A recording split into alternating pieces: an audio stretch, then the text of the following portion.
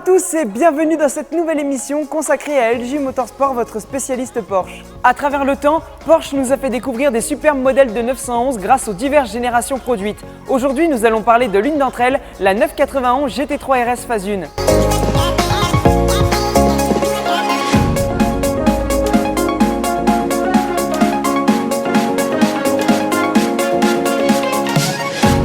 La recette est la suivante. Supprimez le superflu pour la rendre légère, donnez-lui des équipements de précision, offrez-lui 500 chevaux et vous obtenez la GT3 RS. Une véritable machine taillée pour la course avec un flat 6 à l'arrière de 4 litres et réalisant le 0 à 100 en 3,2 secondes. Ce qu'il faut savoir, c'est que sur cette voiture, rien n'est là par hasard. Tout est fonctionnel et ne possède qu'un seul objectif, la performance.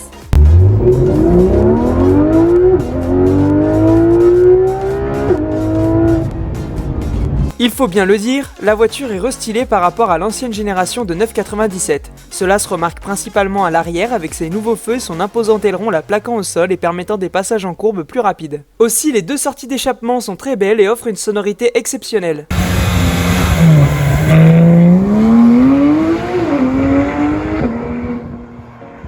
Pour terminer avec cet arrière des plus aérodynamiques, les dimensions de l'essieu correspondent à celles de la 911 Turbo dont la coque a été reprise. À l'avant, elle possède un bouclier à la fois imposant et très beau qui, une fois encore, n'est pas là pour rien. Les deux prises d'air de chaque côté créent une dépression d'air au niveau du train avant, augmentant toujours plus les appuis au sol. En parlant de prise d'air, elle en possède deux autres imposantes à l'arrière. On remarque également que la voiture est à seulement quelques centimètres du sol puisque la stabilité parfaite est recherchée pour ce modèle.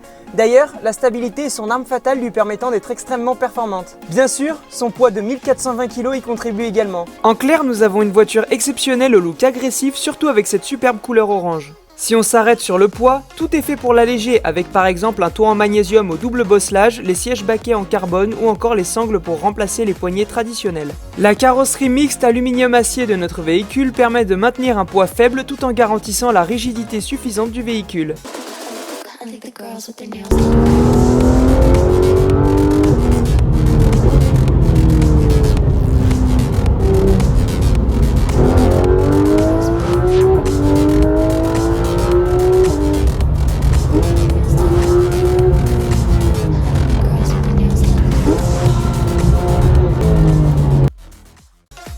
Question roue, notre GT est chaussée avec des freins à 6 pistons à l'avant et 4 à l'arrière et des gros disques de frein ventilés et perforés sans oublier de dire qu'elle possède un écrou central.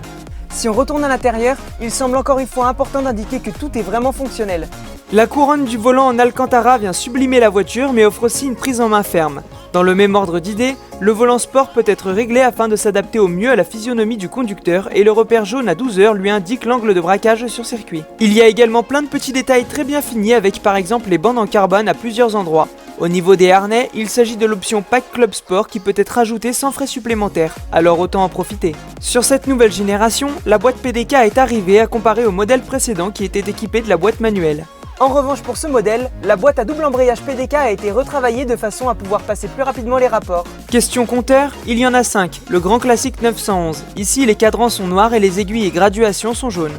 Au niveau des options de la console centrale, nous avons la touche permettant de passer la boîte PDK en mode sport, le réglage des suspensions pilotées, le SC off donc l'antidérapage ESP et en dessous celui avec le contrôle de traction, l'ouverture des valves, la possibilité de lever le train avant de la voiture, et enfin le pit speed vous permettant de réguler la vitesse de la voiture lorsque vous passez au stand quand vous êtes sur circuit. Bon, je sais que j'ai l'habitude de vous présenter des voitures vous permettant quand même de partir en week-end à deux, mais celle-ci, croyez-moi, c'est une véritable machine de circuit. En effet, la voiture est très rigide et vous ressentez absolument toutes les sensations de la route. Par contre, elle se montre docile et grâce à tous ses équipements fonctionnels, il est vrai qu'elle est parfaitement stable et qu'un gros plaisir de conduite est présent. La voiture se montre très agile, surtout lorsqu'il s'agit de passage en courbe, ce qui est vraiment positif. Aussi, les suspensions sont bien équilibrées, la motricité est optimale et les freins en acier sont très performants, ce qui la rend ultra précise. En fait, par rapport à la GT3, on est réellement sur une version beaucoup plus GT vous permettant de réaliser des superbes chronos sur circuit, surtout avec la boîte PDK en mode sport.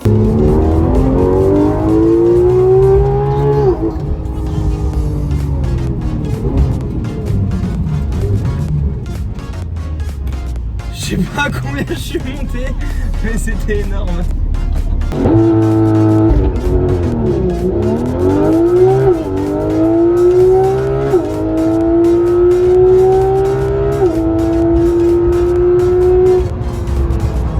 La dernière chose que je souhaitais partager avec vous, c'est que l'on ressent vraiment que toutes les sensations et bruits sont naturels puisque tout est fonctionnel, c'est-à-dire qu'il n'y a pas d'artifice. Dans tous les cas, si vous souhaitez plus d'informations, vous pouvez vous rendre sur notre site internet sur lequel il y a toutes les informations nécessaires. Quant à moi, je vais aller profiter de cette voiture et je vous dis à très vite dans une prochaine vidéo.